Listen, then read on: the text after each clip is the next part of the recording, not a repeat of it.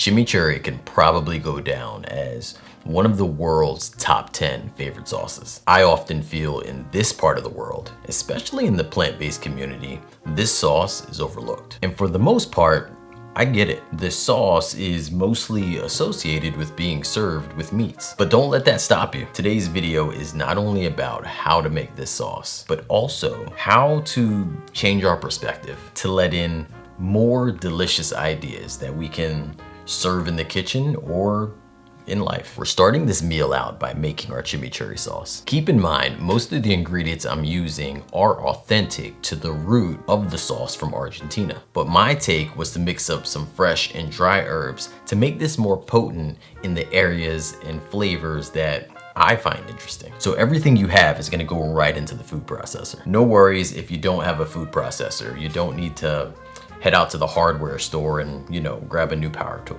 Simply dicing and mixing your veggies up and stirring them into a bowl, along with your oil and your vinegar and so forth, will do the trick. Use all parsley or do a mix of parsley and cilantro, but do not skip the garlic or the oregano.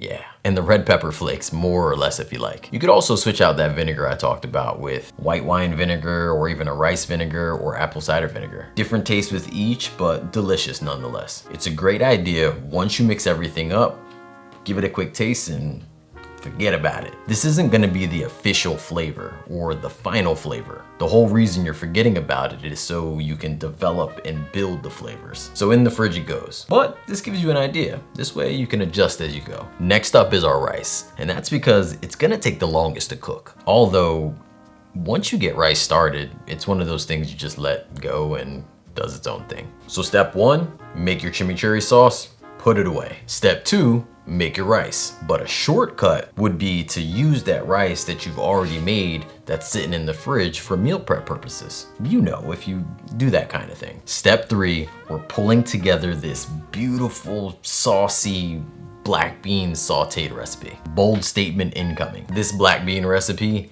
may be the only black bean recipe you make for the rest of your life. Just saying.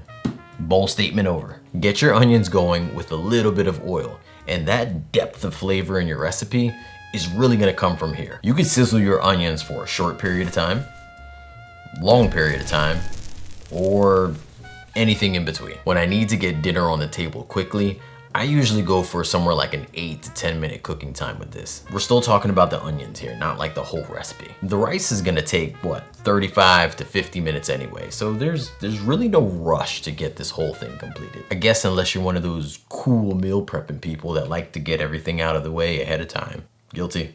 Next, in with your garlic and then in with your seasonings. We're giving that whole thing a good 30-second to 1-minute toast, and then we're getting our black beans incorporated. I put enough vegetable stock in here to almost cover the beans. You're gonna cook this all for roughly about 10 minutes, and then the whole thing should start to thicken a little bit. I like mine's a bit more creamy though. So you'll often hear me mention things like cashew cream or coconut milk in order to pull that creaminess together in your recipe, because often it's a nice way to thicken things up. But the method I use here, I don't always mention though, but I find it very valuable when I don't want to add in any of that sweet flavor that you may get from like a coconut milk. So I use a very small slurry to get that thick and soupiness.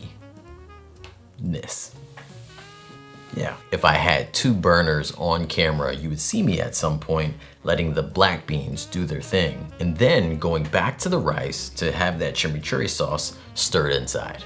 As for the additional veggies I add into the bowl at the end, again, I'm a meal prep person, so often I will roast a ton of veggies inside the oven or air fryer or even on the grill with 0 seasonings, because my intent is to throw them all in a bowl, hit them with some sauce, and have a quick meal. That chimichurri sauce will make it all better. Or maybe you're a budget-friendly person who's wondering, what do you do with leftover ingredients? Sometimes you buy stuff and you only use a part of it, and then you're like, well, what do I do with the rest? Do this same thing. Baking sheet, vegetables, throw it in the oven.